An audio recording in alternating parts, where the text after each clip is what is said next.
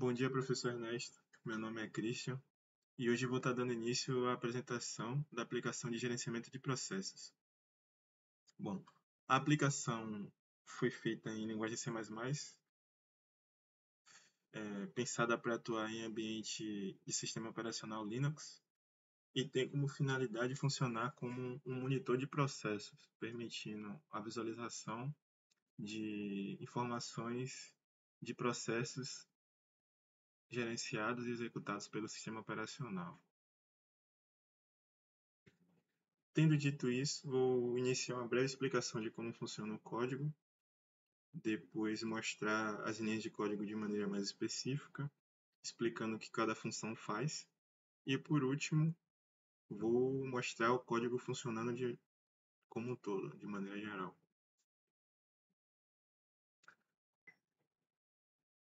Bom, em uma explicação bem breve, o programa funciona a partir da leitura de todos os processos em execução no sistema operacional e faz isso por intermédio do diretório proc, que contém todas as informações relevantes e necessárias para fazer com que o código funcione perfeitamente. Tendo dito isso, vou estar dando início à explicação do código. Bom, aqui estão as bibliotecas, que são quem permitem que a mágica aconteça, permite a utilização dos comandos, por exemplo, string, comando de entrada e saída, vector, utilização de container, thread, manipulação de threads, chrono, que permite, né, a utilização da cronometragem, de medição de tempo, enfim, várias utilizações. Optei também por usar a Zing namespace para não ter que ficar usando std dois pontos sempre que for usar cout, cin, line, enfim. Struct, optei também porque como cada processo vão ter obrigatoriamente 4 informações, eu decidi usar struct para não ter que ficar criando milhões de variáveis e tornando o código uma bagunça. Bom, aqui está a primeira função. Vamos na primeira função, na qual recebe como parâmetro uma string e tem como objetivo percorrer toda essa string verificando se os caracteres dentro dela são números ou letras. Isso se faz necessário porque os processos em execução são identificados a partir de IDs. E esses IDs são sempre uma sequência de números. Ou seja, se a gente achar qualquer outra coisa que não seja número, a gente já sabe que não é o que precisamos e descartamos. E após essa verificação, retornamos true. E chegamos na segunda função, que tem como objetivo calcular o tempo total acumulado que a CPU do sistema passou em diversos estados de atividade. Porque, a partir disso, o programa consegue calcular a porcentagem de CPU que um processo demanda. Dito isso, passamos para a terceira função. Essa função tem uma funcionalidade parecida com a anterior, porém, ela funciona em um escopo reduzido. Funciona de uma forma mais específica, meio que como um fiscal de processo. A anterior é no âmbito geral, mas para o sistema como um todo. E as duas se fazem necessárias em atuar juntas no mesmo código, porque uma completa a outra. Porque a anterior faz o cálculo geral e essa faz de um único processo em específico. Isso é extremamente necessário porque vamos supor que, sei lá, por algum motivo você usou um laço e esse laço está funcionando de maneira infinita e está exigindo muita demanda do processador. E você não consegue identificar de onde é que está vindo isso. A partir disso, você usa essa função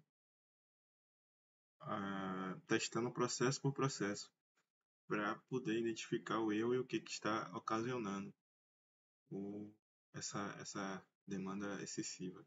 Chegamos na quinta função, que tem como objetivo ser o complemento da primeira função que nós falamos no início do vídeo.